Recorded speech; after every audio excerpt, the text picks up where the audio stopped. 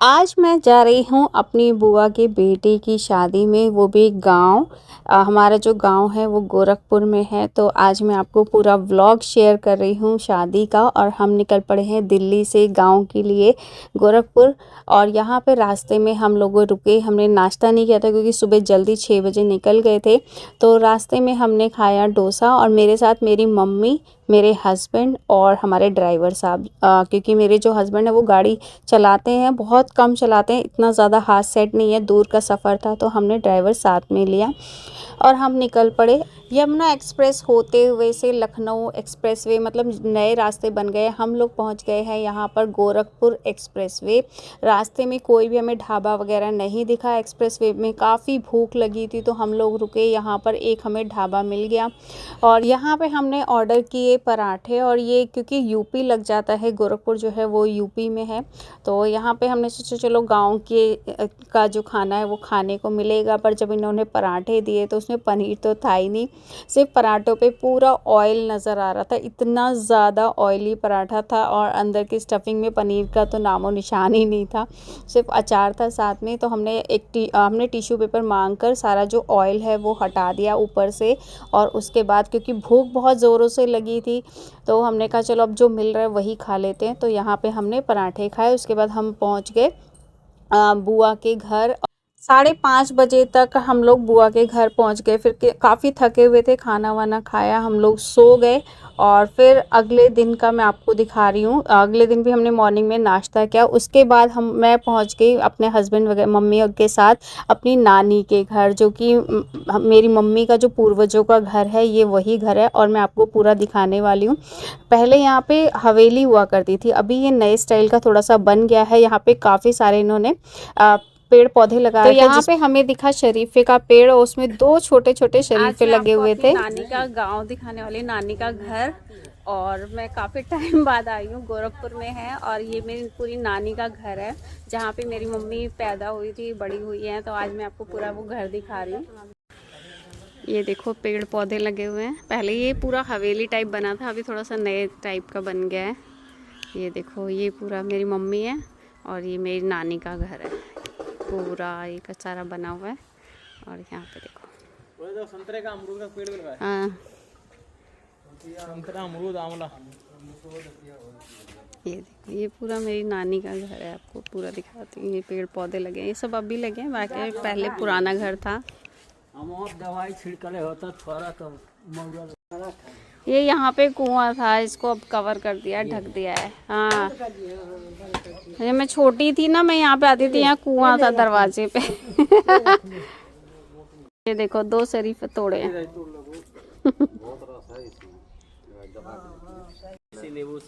ये पुराने ज़माने का मंदिर है जो कि मेरी मम्मी के पूर्वजों ने बनाया था।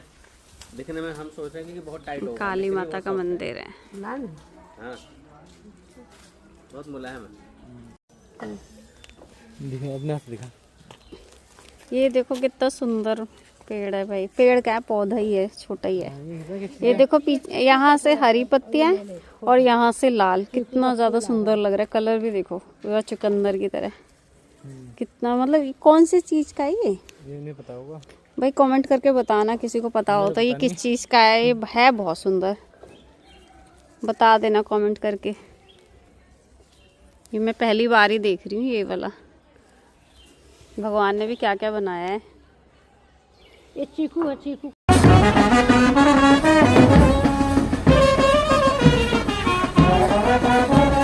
फिर हम आ गए वापस बुआ के घर। यहाँ पर बारात की तैयारी होने लगी और यहाँ पे रस्म जो मेरी मम्मी कर रही है, इसे इमली घोटाई बोला जाता है। दिल्ली में भात बोला जाता है। आपके यहाँ क्या बोला जाता है लिखकर ज़रूर बताइएगा।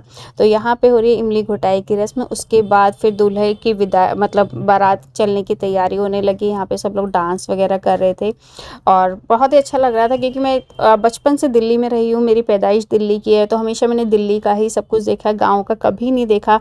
तो मैं बहुत ज़्यादा एक्साइटेड थी कि कैसे गाँव में शादी होती है। तो इसीलिए मैं आई, मेरी बुआ ने बुलाया तो मैंने कहा मैं ज़रूर आऊँगी, क्योंकि मैं भी देखना चाहती हूँ कि गाँव में कैसे शादी होती है। यहाँ पे बड़े धूमधाम से बारात निकली, काफ़ी अच्छा लगा मुझे। और हमारे दिल्ली में ये ऑर्केस्ट्रा डीजे वगैरह ऐसा नहीं होता है जहाँ पे लड़कियाँ डांस करती है, बट यहाँ पे मैंने फ़र्स्ट टाइम देखा कि यहाँ पे ना कंपल्सरी होता है, अगर बारात निकल रही है ना तो ये डीजे होना चाहिए। यहाँ पे मतलब 2 लड़कियाँ डांस कर रही थी इसमें, और काफ़ी लाइटिंग थी, बहुत ज़्यादा चमक रही थी। तो थोड़ा-सा दिल्ली की जो बारात होती है वो डिफरेंट होती है।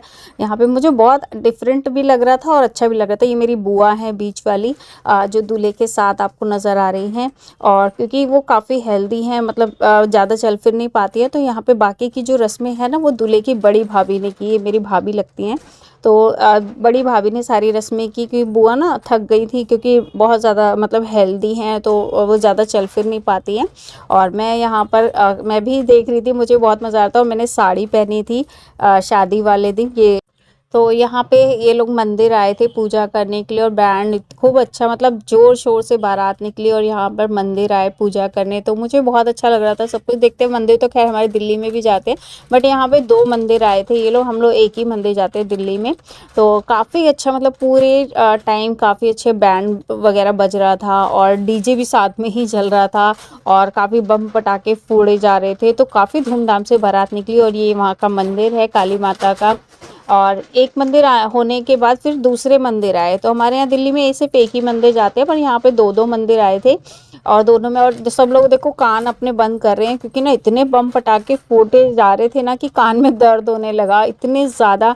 और लोग 2-3 लड़के थे वो लेट लेट के बम फोड़ रहे थे। तो ये सब मैंने पहली बार देखा था। यहाँ पे दूसरे मंदिर आ गए थे, यहाँ पे भी पूजा हो रही थी। तो हो सकता है कि इनकी मान्यता हो, वहाँ पे 2 मंदिर जाते हों।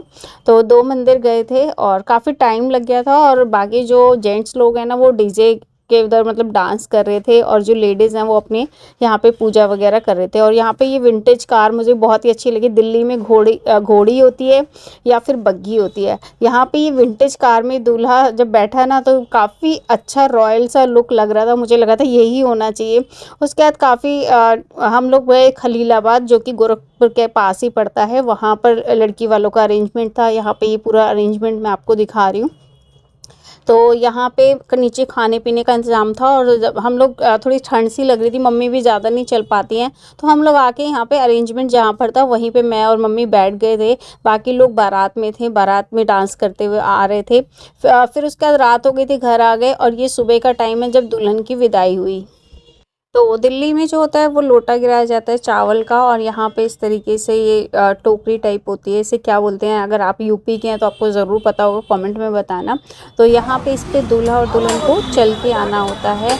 और यहाँ पे मैं आपको विदाई दिखा रही हूँ पूरी। देखिए दूल्हा किस तरीके से इस पर पैर रख के आ रहा है, और पीछे से दुल्हन उसके पैर रख के आती है।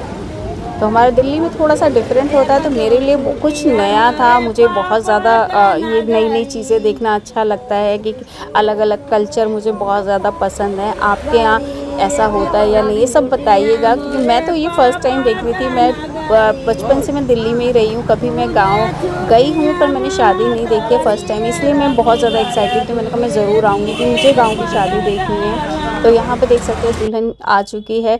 उसके बाद थोड़ा सा हमने नाश्ता वाश्ता किया, और अगले दिन हम निकल पड़े अपने घर के लिए वापसी। और ये फिर वही गोरखपुर एक्सप्रेसवे से हम लोग आ गए, और रास्ते में जब हम लोग पहुँचे वृंदावन, तो वहाँ पे एक रुद्र शिवा ढाबा पड़ता है। काफ़ी भूख लगी थी रास्ते में, तो उन्होंने काफ़ी कुछ हमें पैक करके दिया था। खाना खाने के लिए भी बोल रहे थे, पर हमें जल्दी पहुंचना था, तो इसलिए हमने कुछ लिया नहीं, और रास्ते में यहाँ पे रुद्र शिवा ढाबा पे वृंदावन में हमने खाना खाया और घर आ गए।